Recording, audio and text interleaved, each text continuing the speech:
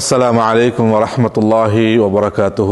الحمد لله والصلاة والسلام على رسول الله محمد بن عبد الله أما بعد. பேரன்புக்கும் பெருமதிப்புக்கும் உரிய சகோதரர்களே, அல்லாஹ்வுடைய நல்லடியார்களே, இன்றைய நமது மார்க்க நினைவூட்டலின் மூலமாக ஹுக்மு தாரிக்கு ஸலா, தொழுகையை விடுவதற்குரிய சட்டத்தை பற்றிய ஒரு சுருக்கமான செய்தியை நாம் இன்றைய நிகழ்வின் மூலமாக பார்க்க இருக்கின்றோம். அன்புக்குரிய சகோதரர்களே, தொழுகை என்பது மிக முக்கியமான மார்க்கத்தினுடைய கடமைகளில் முதன்மையானது, மிக முக்கியமானது என்பதனை நாம் தெரிந்து வைத்திருக்கின்றோம்.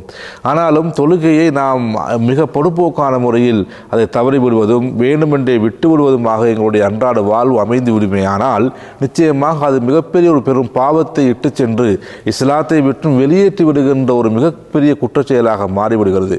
அல்லாஹ்வுடைய தூதர் நபிகள் நாயகம் ஸல்லல்லாஹு அலைஹி வஸல்லம் அவர்கள் கூட இந்த தொழுகையை நாம் பேணி பாதுகாக்க வேண்டும், தொழுகையினுடைய முக்கியத்துவத்தை பற்றி, தொழுகையை அதற்குரிய நேரத்தில் தொழ வேண்டும் என்கின்ற செய்தியெல்லாம் அல்லாஹ்வுடைய தூதர் ஸல்லல்லாஹு அலைஹி வஸல்லம் சொல்கிறார்கள். அஃதலுல் அஅமால் அஹப்பு இலல்லாஹி அஸ்ஸலாத்து ஃபி வக்திஹா, தொழுகையை அதற்குரிய நேரத்தில் நிறைவேற்றுவதுதான் மிக முக்கியமாக அல்லாஹ்வுக்கு மிக விருப்பமான ஒரு செய்தி என்பதையும் அல்லாஹ்வுடைய தூதர் ஸல்லல்லாஹு அலைஹி வஸல்லம் அவர் சொல்கிறார்கள்.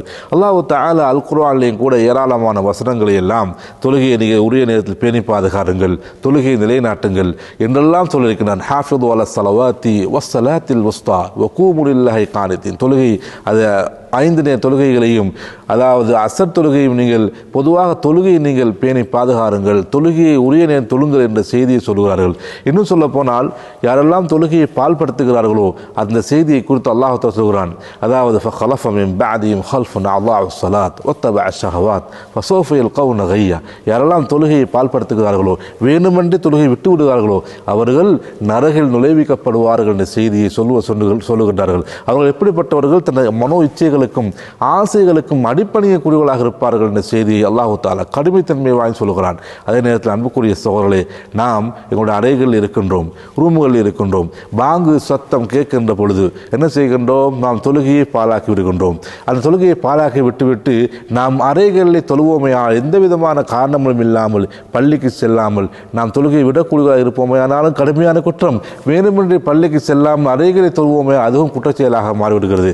யாரெல்லாம் எந்த விதமான காரணங்களும் இல்லாமல் எந்த விதமான மார்க்கம் சொல்லுகின்ற காரணம் இல்லாமல் தொழுகையை விடுகிறார்களோ அவர்கள் இறை நிராகரிப்பார்களாக, அல்லாஹ்வை மறுக்கக்கூடியவர்களாக, ஒரு காஃபிராக மாறிவிடுகிறார் என்ற செய்தியை அல்லாஹ்வுடைய தூதர் ஸல்லல்லாஹு அலைஹி வஸல்லம் அவர்கள் சொல்லுகிறார்கள். எனவே அன்புக்குரிய சகோதரர்களே, யாரெல்லாம் தொழுகையை விட்ட நிலையிலேயே முஸ்லீமாக இருக்கின்றார், அவருடைய பேர் இஸ்லாமியனாக இருக்கிறது, இருக்கிற நிலையில் தொழுகையை வேணுமென்றே விட்டு விடுகிறார்களே ஆனால் நிச்சயமாக நாளை மறுமை நாளிலே அவர்கள் கடுங்கோலான ஃபிரௌன், ஹாமான், உபய் இப்னு கலஃப் போன்ற கொடுங்கோலான அந்த அல்லாஹ்வை நிராகரிக்கக்கூடிய காஃபிர்களோடு நாளை மறுமை நாள் எழுப்பப்படுவார் என்ற செய்தியை அல்லாஹ் தஆலா அல்லாஹ்வுடைய தூதர் நபிகள் நாயகம் ஸல்லல்லாஹு அலைஹி வஸல்லம் சொல்கிறார்கள். ஆகவே அன்புக்குரிய சகோதரர்களே, தொழுகையை நிலைநாட்டுவோம், அல்லாஹ்வுடைய அன்பை பெறுவோம் என்று கூறி நிறைவு செய்கிறேன். வ ஆகிரு தஅவானா அல்ஹம்துலில்லாஹி ரப்பில் ஆலமீன்.